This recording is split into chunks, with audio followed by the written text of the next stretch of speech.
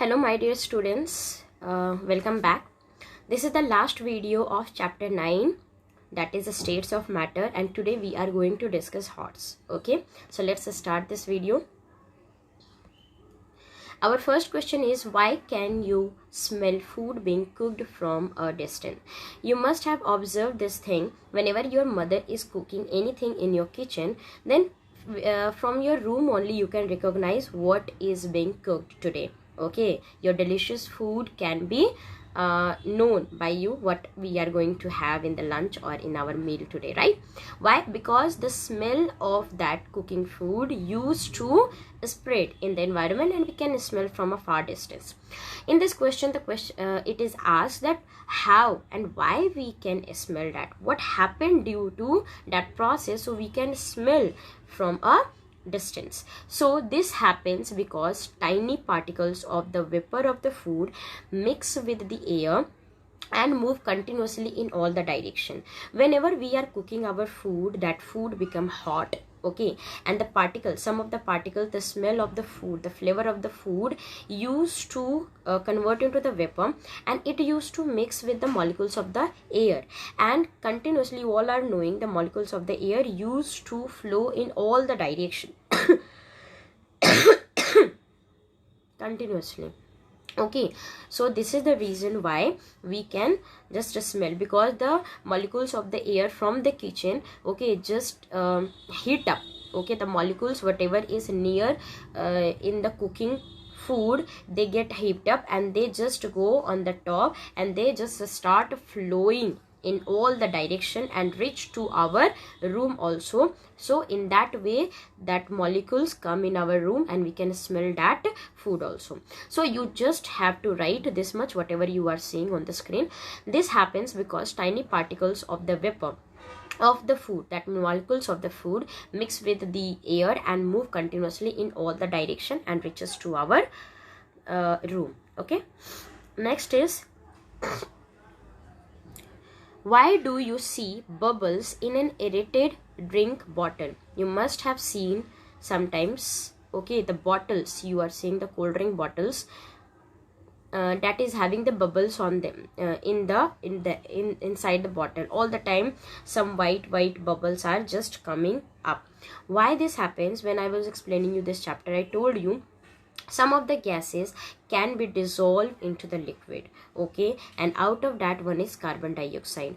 These bubbles are only due to the carbon dioxide, because carbon dioxide is mixed into the liquid, and due to the carbon dioxide, these bubbles inside the cold drink bottle we can see. Okay, so you have to write due to the carbon dioxide. Okay, next you can see, next we are going to discuss, let's see what is the question. This question is, what are the different states of water? We have just studied now what are the different states of the matter. Here it is taken as the example of the water. You have to explain what are the different states of the water and how can you change from one state to another state. Water is the example which can exist in all the states. It can exist in the solid also, liquid and the gas also, naturally. If you will go to the North Pole is covered with the ice, okay, that is naturally, that is solid state. And in the river, in the pond, in the lake, we can see the water in the liquid state, right? And in our environment also, in the air also, it is present in the form of the water vapor, which is gaseous state. So it can exist naturally into the three states. Okay, so here it is said, how can you change? In the long answer question we have discussed, whenever we are providing heating or we are providing coolness to the states of matter, that can be interchanged. So how the water can be changed? Water is liquid, it can be changed into solid also, it can be changed into gaseous state also. If we are providing coolness to the water, like we used to keep the water into the freezer, and after some time it is converting into ice na, that is solid. So what we are providing? Coolness. If we cool down the liquid, it is converting into the solid. So water is liquid state, and if we are providing coolness, it will convert into the solid state. On the other hand, if we are providing heating, we provide heating into the water, okay, to the water, okay, please do this correction. It will be to the water, heating to the water, okay. Then this what will happen? Okay, it will convert into the water vapor. Why? Because when we are providing heating, the water molecules just start going far from each other, and intermolecular spaces will be increased, and it will convert into water vapor. So this only you have to write, okay. Different states of the water are ice and water vapor.